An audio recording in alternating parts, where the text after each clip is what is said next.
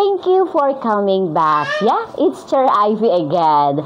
So before we go ahead and proceed with our new lesson for today, of course, i-review muna natin yung ating mga letters and sound.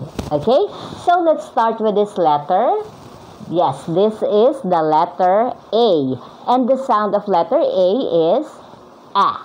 Alright, you just need to open your mouth and say the sound A. And this is the letter M. Yes, this is the letter M, and the sound of letter M is So you need to close your lips. And this is the letter R. Good job. Yes, this is letter R, and the sound of letter R is R.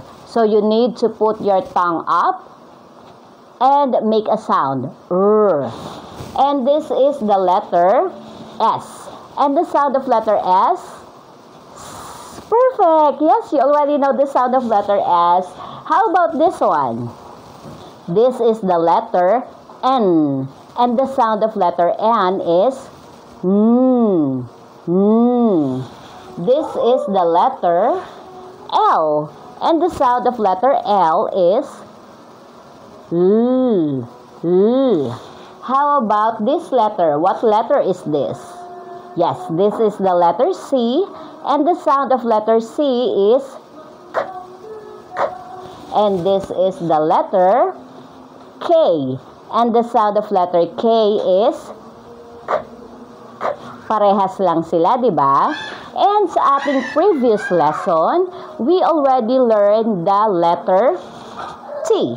Yes, this is the mommy letter T and the baby letter T. And the sound of letter T is T, T. So you need to bite your tongue just a little bit like this. T, T. So that is the sound of letter T. Okay?